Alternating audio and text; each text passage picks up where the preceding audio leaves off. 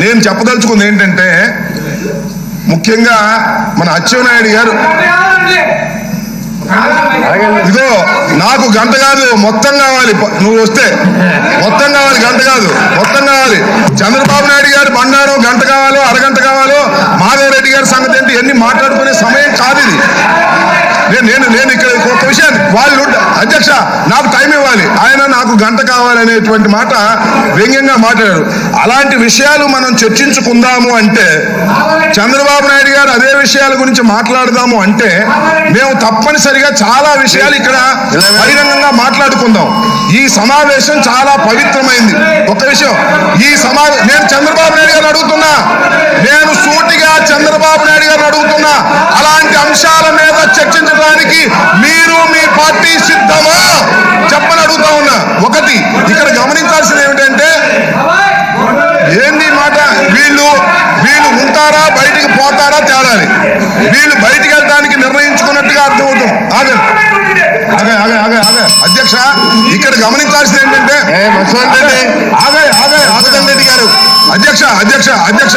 అధ్యక్ష నేను ఒక మాట ఇక్కడ చెప్పదలుచుకున్నాను. ఒక్క రోజు పెడితే వీరేమడిగారంటే, మాకు 10 రోజులు కావాలి అని అడిగారు. గౌరవ ముఖ్యమంత్రి గారు వారం రోజుల పాటు చర్చకు అవకాశం ఇచ్చారు సభానాయకులుగా. దీన్ని ఈ విధంగా దుర్వినియోగం చేసేటటువంటి కార్యక్రమం చంద్రబాబు నాయుడు గారి సమక్షంలో జరుగుతూ ఉంది. మేము మాట్లాడిన తర్వాత చంద్రబాబు నాయుడు గారికి కూడా అవకాశం ఉంది, తప్పు లేదు. కానీ ఈ విధంగా నుంచుని మంత్రి గారు మాట్లాడుతున్నప్పుడు అడ్డగోలుగా మాట్లాడేటువంటి ప్రయత్నం చేయడం ధర్మం కాదు. ఇవి కాకోకుండా మైకు లేకోకుండా ఏవేవో గంటలని అరగంటలని మాట్లాడటం మొదలెడితే చాలా అంశాలను మనం రచ్చ చేసుకునేటువంటి అవసరం ఉంటుంది.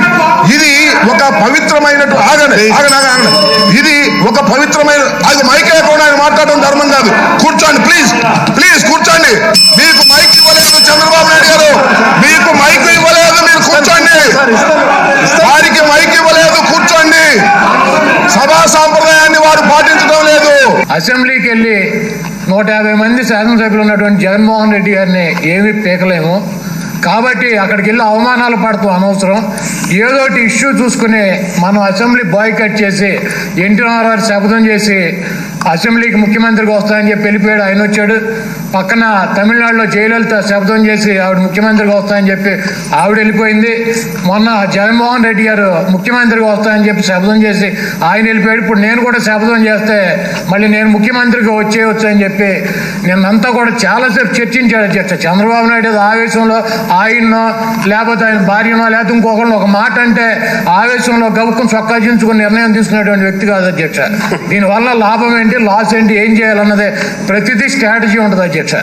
నిన్న సాయంత్రం అంతా కూడా చర్చించుకుని ఏదో ఒక కాదు తీసుకుని వెళ్ళిపోవాలని చెప్పి ఆయన రాజకీయ వ్యభిచార అధ్యక్ష. రాజకీయం కోసం, ముఖ్యమంత్రి పదవి కోసం సొంత పిల్లనిచ్చినటువంటి మామనే వెన్నుపోటు పొడిచి ఆయన అల్లరల్లరి చేసి లక్ష్మీభారతిని అడ్డం పెట్టుకుని రామారావు తెలుగుదేశం పార్టీ అధ్యక్షుడు కొంటే ఆ పార్టీ నాశనం అయిపోతుందని, ఆయన ముఖ్యమంత్రి కొంటే రాష్ట్రం నాశనం అయిపోతుందని చెప్పి ఆయన వెన్నుపోటు పొడిచి దించేసినటువంటి మహానుభావుడు అధ్యక్షతను. ఆయన నిన్నంతా కూడా చర్చించుకుని ఇక రాజకీయాల్లో రాజకీయ అవసరాల కోసం ఉద్యమం నీచం లేనటువంటి వ్యక్తి అధ్యక్ష.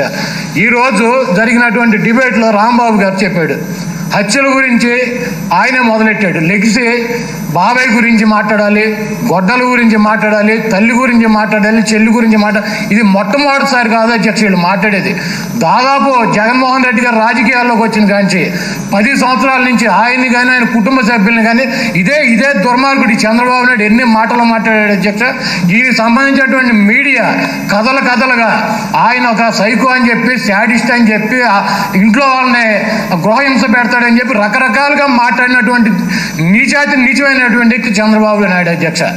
ఆయన హత్యల గురించి ఆయన ఎత్తి, కుటుంబ సభ్యుల గురించి ఆయన ఎత్తితే, రాంబాబు గారి హత్యల గురించి మాట్లాడాలంటే వంగవీటి మోహన్ రంగ గారి హత్య గురించి మాట్లాడాలి, నువ్వు చంపించినటువంటి ఎల్లునేటి మాధవ్ రెడ్డి గారి హత్య గురించి మాట్లాడాలి. ఎందుకంటే ఆ హత్య 2 కూడా ఆయనే చేయించాడని చెప్పి బయట మాట్లాడతారు అధ్యక్ష. ఇప్పుడు వివేకానంద రెడ్డి గారి గురించి ఈయన ఎట్టా మాట్లాడుతున్నాడో ఈయన గురించి కూడా అట్టాగే మాట్లాడేటువంటి పరిస్థితి ఉంది రాష్ట్రంలో.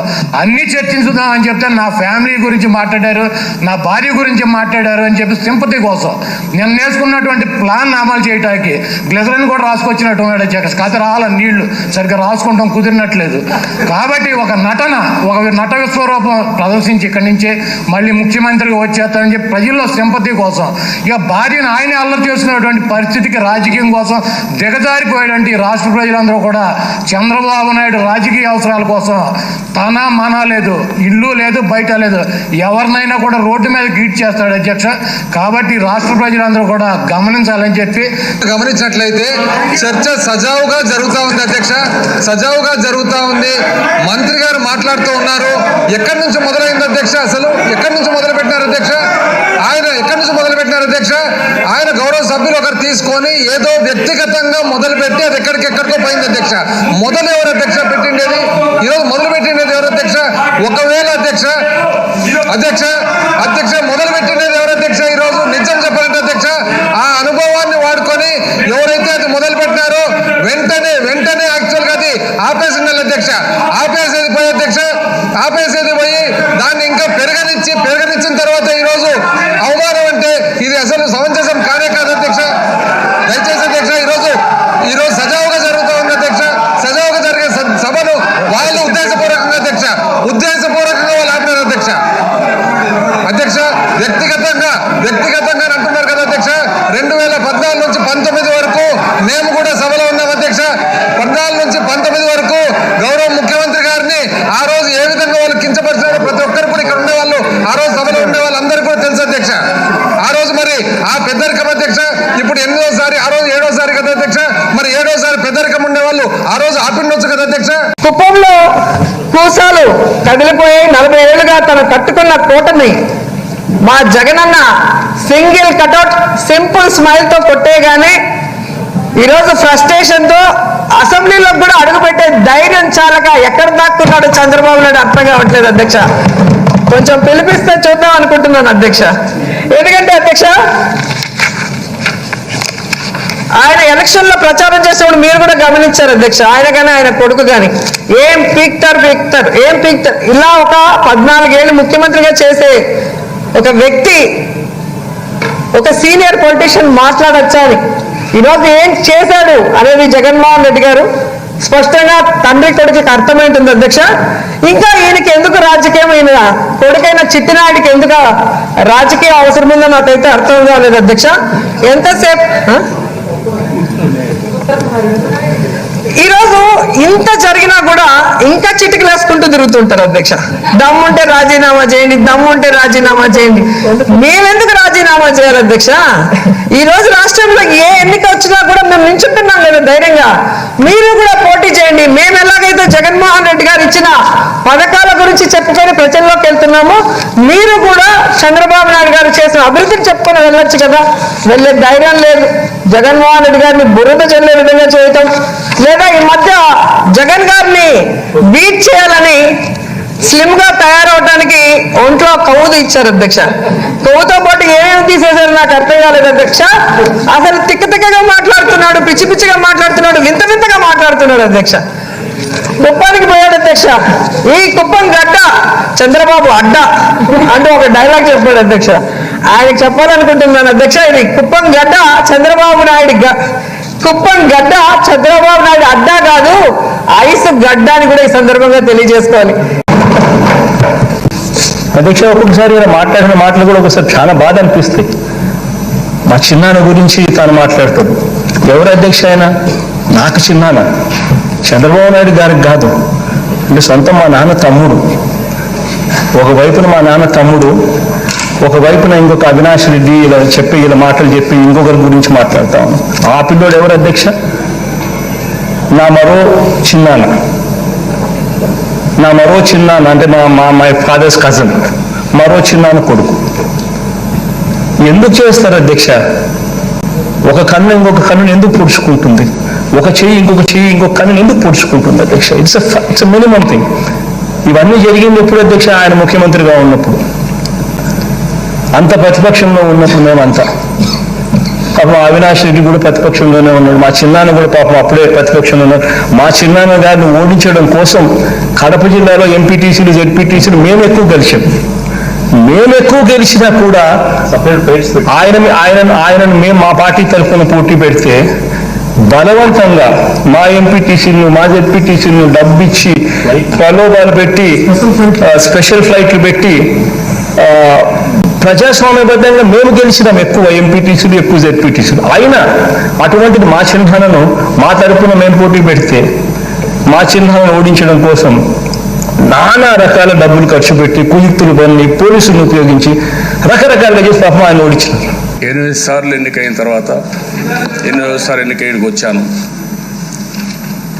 78 నుంచి హేమాహేమలతో ఈ హౌస్లో పనిచేసాం. అధ్యక్ష, పెద్ద పెద్ద మహానాయకులతో పనిచేశాం. అదే మరి అధ్యక్ష, జాతీయ స్థాయిలో కూడా అనేక మంది నాయకులతో పనిచేశాం. ఈరోజు అధ్యక్ష, ఈరోజు ఇవన్నీ చూస్తూ ఉంటే గడిచిన 2.5 సంవత్సరాల నుంచి ఎన్నో సభల్లో విమర్శలు చేసుకున్నాం, ప్రతి విమర్శలు చేసుకున్నాం, ప్రజల కోసం పోరాడాం, అన్ని విధాల ముందుకు ఆ రోజు పోయాం. కానీ అపోజిషన్లో కానీ అదే మరిగా రూలింగ్లో ఉన్నప్పుడు కూడా ఎప్పుడు కూడా ఇలాంటి అనుభవాలు నేను ఎప్పుడు చూడలేదు. అదే మాదిరిగా ఇన్నేళ్లుగా జరిగినటువంటి అవమానాలన్నీ భరించాం. నిన్న కూడా ముఖ్యమంత్రి కుప్పం నుంచి ఇదైన తర్వాత రావాలి చూడాలంటే కూడా నేను ఎక్కువగా దాన్ని కూడా వ్యక్తిగతంగా తీసుకోలేదు. ఈ హౌస్లో పడరాని అవమానాలు పడిన తర్వాత బాధాకరమైన సందర్భాలు ఉన్నాయి. వ్యక్తిగతంగా హ్యూమిలియేట్ చేశారు, పార్టీ పరంగా హ్యూమిలియేట్ చేశారు. కానీ ఈరోజు అధ్యక్ష, ఈరోజు నా కుటుంబాన్ని ఏ పరువు కోసమైతే ఇన్ని సంవత్సరాలుగా నేను పనిచేశానో, ఇన్ని సంవత్సరాలుగా బతికామో చెప్పండి సార్. ప్రధాన అధ్యక్ష, నా కుటుంబం, నా భార్య విషయం కూడా ఈ హౌస్లో తీసుకొచ్చి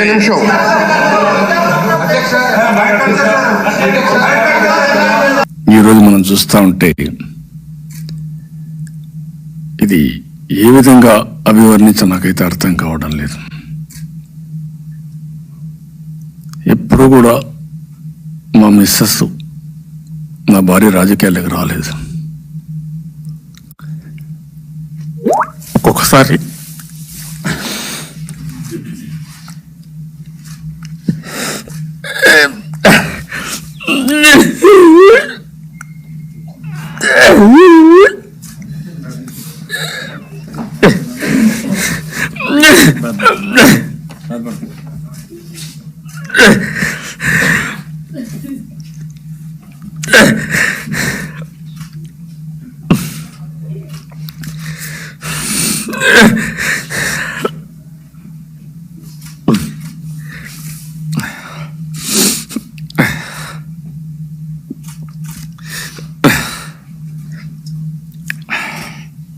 ధైర్యంగా ఉన్నాడు సార్, బాగా రైతులైతే కానీ ధైర్యంగా ఉన్నాడు సార్.